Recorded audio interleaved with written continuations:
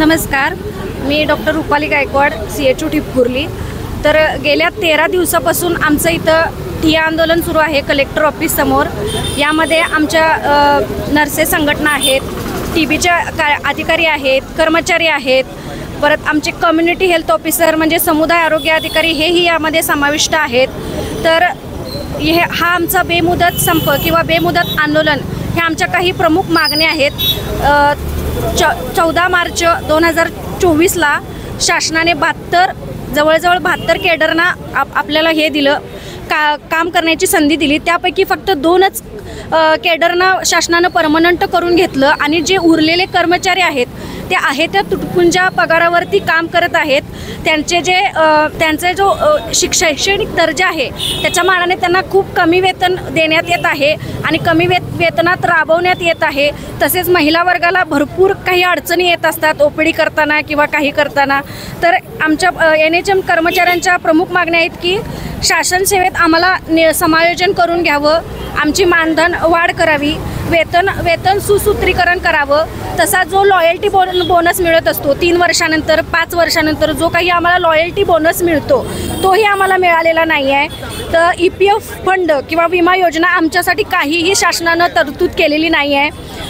तसेच बदली धोरणाची सुद्धा फिक्स अशी तरतूद आमच्यासाठी केलेली नाही आहे। तर ह्या सगळ्या आमच्या प्रमुख मागण्या शासनाकडे आम्ही मागत आहोत। जर आम्हाला शासनाने ह्या मान्य केल्या नाहीत तर पुढचं आंदोलन हे आझाद मैदान मुंबई येथे होईल, याची शासनाने दखल घ्यावी। आम्ही राष्ट्रीय आरोग्य अभियान अंतर्गत गेली 18 ते 20 वर्ष काम करत आहोत, पण आज अखेर आम्ही एवढ्या मागण्यांसाठी आम्हाला आंदोलन करायला लागलं। 2012ला आंदोलन केलं, त्यावेळेला माननीय फडणवीस साहेबांनी सांगितलं होतं की आम्हाला जिंकवून द्या आणि तुमच्या ऑर्डर्स घेऊन जावा, आणि आत्ता ते आमच्याकडे सरळपणे दुर्लक्ष करत आहेत। आमच्या एवढ्या दिवसापासून चाललेल्या संपाकडे शासनाने एकदाही वळून पाहिलेलं नाही किंवा त्याच्यावरती कुठल्याही प्रकारची सकारात्मक भूमिका दाखवलेली नाही आहे। आणि यासारखंच जर शासन आमच्याबरोबर वागणार असेल तर यापुढे आम्ही जाऊन तीव्र आंदोलन करू आणि आमच्या मागण्या मान्य झाल्याशिवाय आम्ही मागे हटणार नाही। हा एकच नारा आमचा कायम राहील। आमचं समायोजन झालं पाहिजे, आमच्या विविध मागण्या आहेत त्या सगळ्या आमच्या पूर्ण करून घेतल्या पाहिजेत।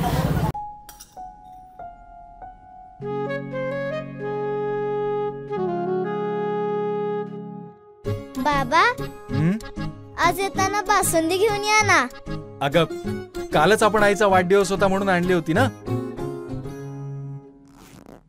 ऐकलं, गोकुळची बासुंदी पुन्हा खावीशी वाटतेय। खरं सांगू, मलाही खावीशी वाटतेय। पुन्हा पुन्हा खावीशी वाटणारी गोकुळ बासुंदी।